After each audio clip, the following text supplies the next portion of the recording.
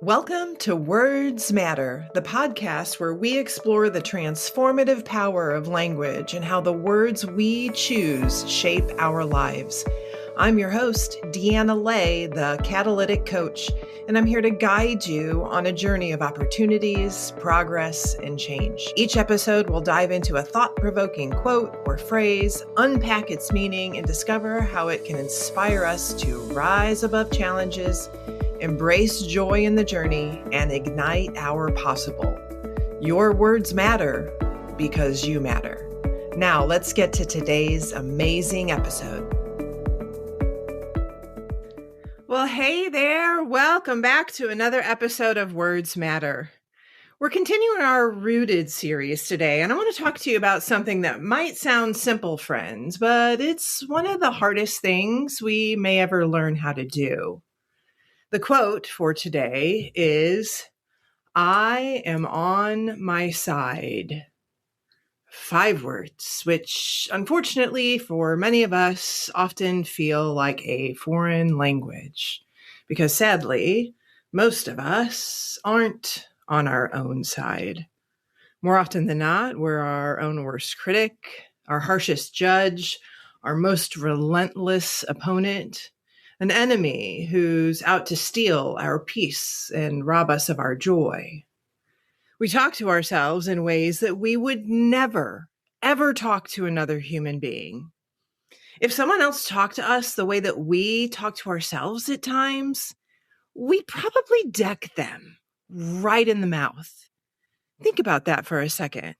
If another person stood in front of you and said the things that you say to yourself, called you stupid, lazy, a failure, told you weren't enough, criticized your every move, you wouldn't tolerate it. Not for 1 second. You'd shut it down. You'd shut them down. You'd walk away, or shoot, you might even try to defend yourself rather aggressively. But when that voice comes from inside your own head, you believe it. You accept it. You let it run wild. Brené Brown says it perfectly.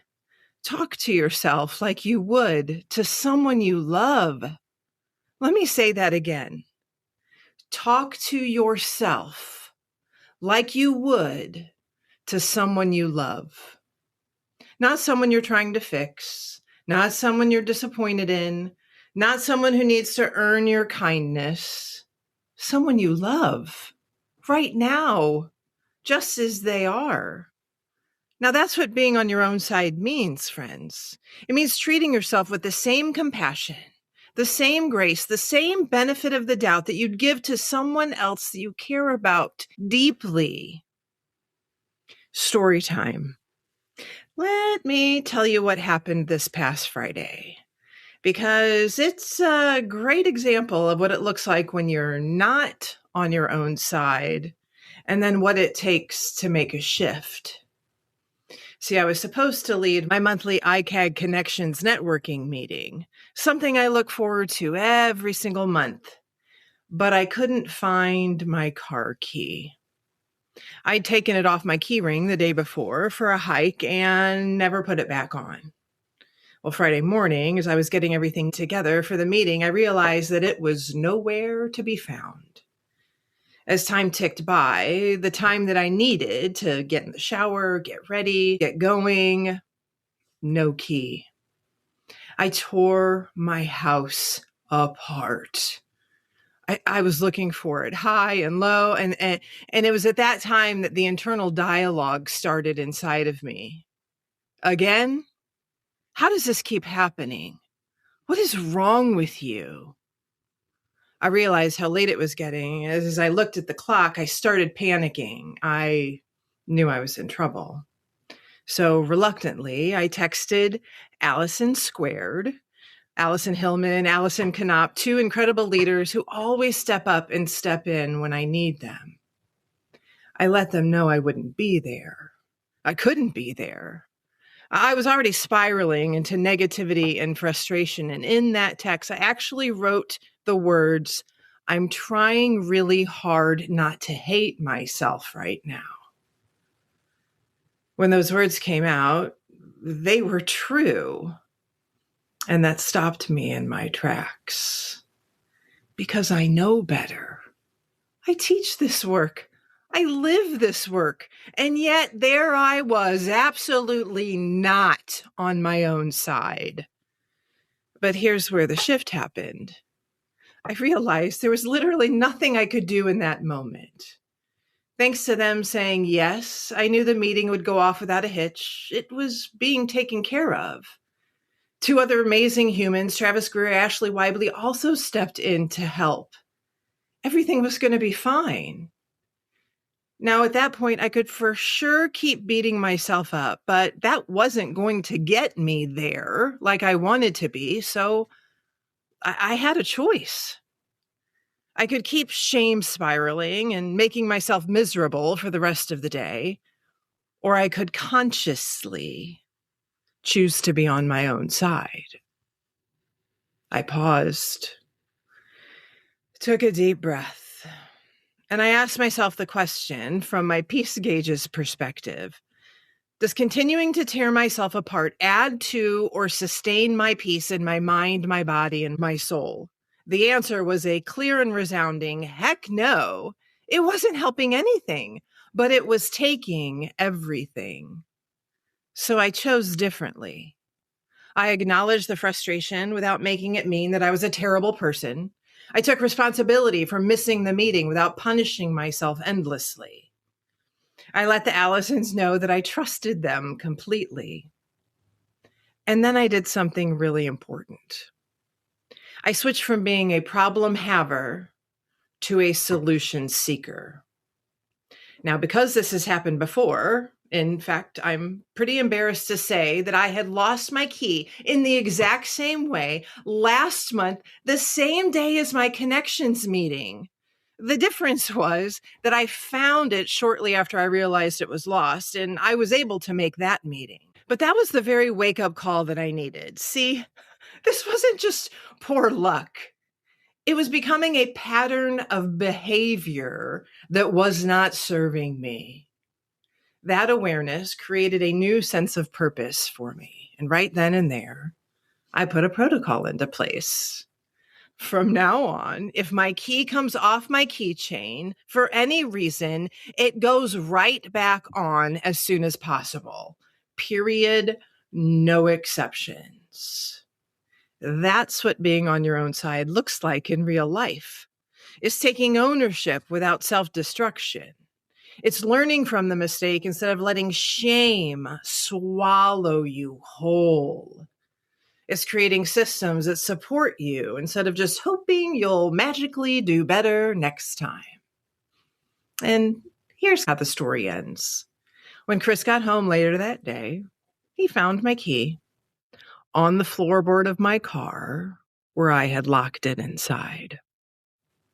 Now, I could have made that mean something terrible about myself. I could have spiraled all over again, but instead I laughed.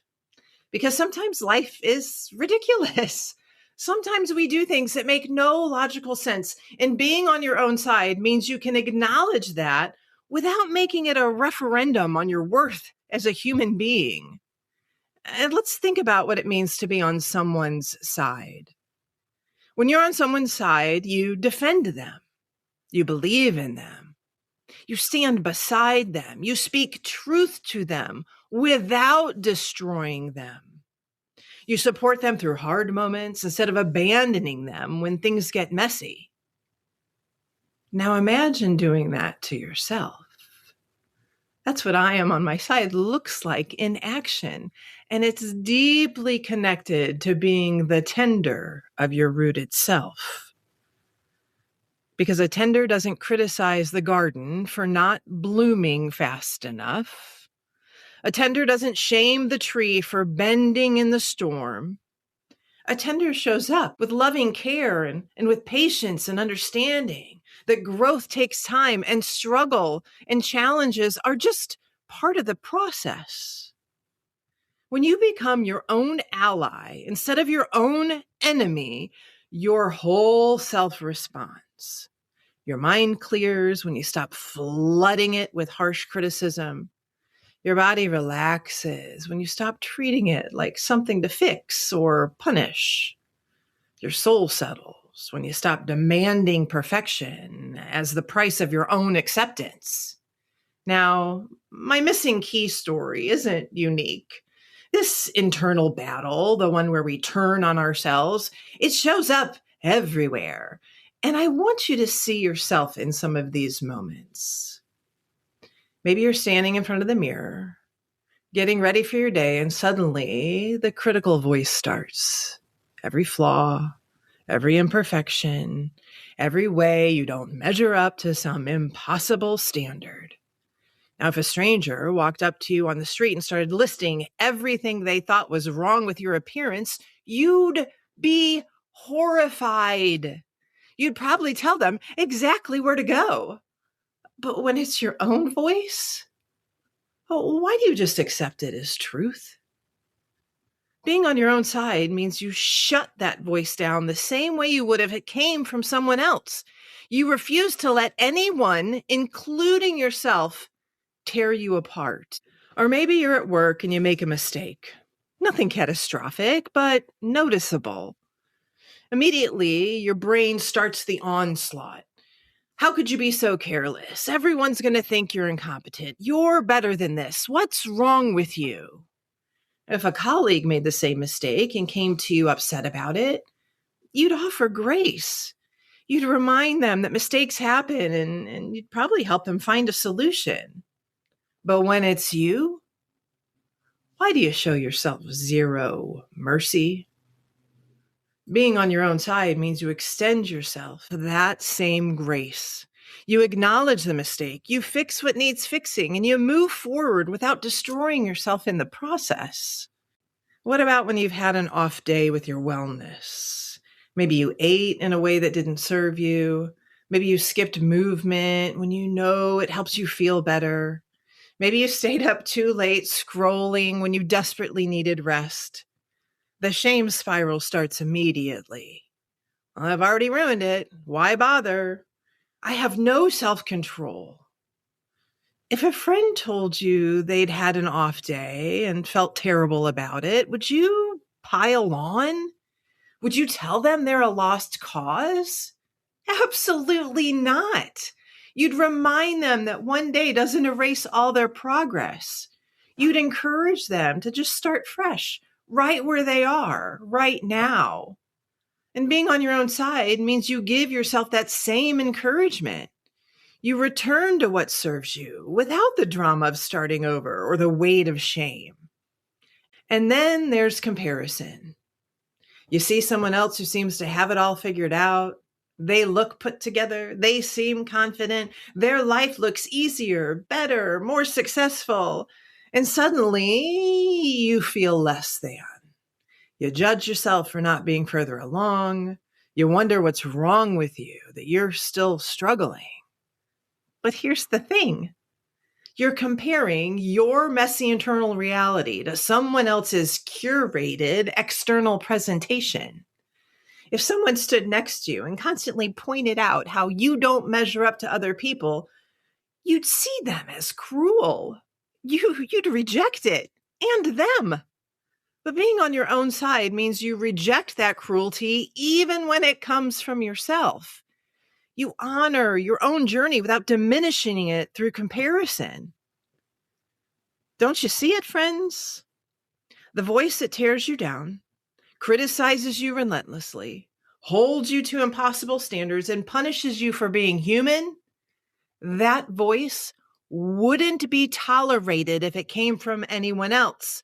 So why do we tolerate it from ourselves? Being on your own side is a practice, and like any practice, it gets stronger the more you use it. So how do you actually do it? How do you start being on your own side when you've spent years being your own harshest critic? Start by noticing your self-talk. Just pay attention to how you speak to yourself. Ask yourself honestly, if someone else said this to me, how would I respond? If the answer is I'd shut them down and shut them out immediately, then you know you need to shift. When you catch yourself spiraling, practice the pause, take a breath, ask yourself, what would I say to someone I love in this situation? And then say that to yourself instead. Use your peace gauge. Ask yourself, does this thought add to or sustain my peace in my mind, my body, and my soul? If it doesn't, choose a different thought. Separate your behavior from your identity. You can acknowledge that you did something you wish you hadn't done without making it mean that you're a bad person. So you made a mistake. You're not a mistake. And here's something crucial. Being on your own side doesn't mean you stop holding yourself accountable, friends. It doesn't mean you lower your standards or make excuses or let yourself off the hook. Being on your own side means you hold yourself accountable with compassion instead of cruelty. You learn from mistakes instead of just punishing yourself for making them. And you create solutions instead of staying stuck in shame. That's what I did on Friday. I didn't pretend it was fine that I missed the meeting. I didn't make excuses. I took full responsibility, and I've created a system to prevent it from ever happening again. That's accountability.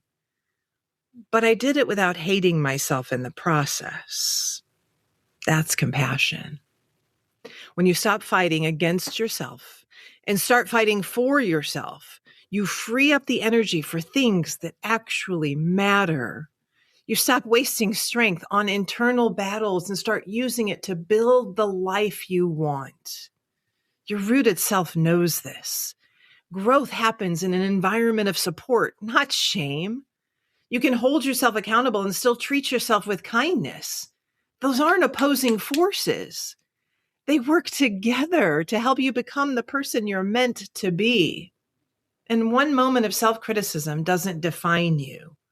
One harsh thought doesn't undo your progress, but the practice of being on your own side consistently, deliberately, and courageously, that transforms how you move through this one amazing life you've been gifted. So here's what I want to leave you with today. Where in your life right now are you not on your own side? Where are you treating yourself more harshly than you'd ever allow another person to treat you? What would it look like if you extend to yourself the same compassion you give to someone you love? This week, I want you to practice noticing. Every time you catch yourself being harsh, critical, or unkind to yourself, pause. Ask, if someone else said this to me, what would I do? And then defend yourself the way you would if it came from outside. Better yet, shift it before it even gets that far. Speak to yourself in a way that you'd speak to someone you love. Repeat after me right now, out loud. I am on my side. Again, I am on my side. Feel what that means. You're not against yourself. You're not your own enemy. You're your own advocate, your own supporter, your own ally. You are the tender of your rooted self. And that means showing up for yourself with the same care, the same patience, and the same unwavering support that you'd give to anyone that you love. Talk to yourself in a way that lifts you up, that builds you up, that supports you. Not someday, not when you've earned it, right now, just as you are, because you deserve that kindness, my friend. You deserve that grace, and you deserve to be on your own side. Friends, the words we see and read, the words we hear and the words we say to ourselves and about ourselves, about what we're doing and how we're doing it, they all matter. Your words matter because you matter. Have a great day. Thank you for joining me on this episode of Words Matter. I hope today's message inspired you to embrace opportunities, make progress, and create meaningful change in your life. Remember, every word you speak, especially to yourself, has the power to shape your journey and ignite your possible. If you enjoyed this episode, don't forget to subscribe, leave a review, and please share it with someone who needs to hear this message today. Let's keep the conversation going, friends. Connect with me on social media or visit my website at deannaley.com for more inspiration and tools to help you rise and ignite your possible. Until next time, remember, your words matter because you matter.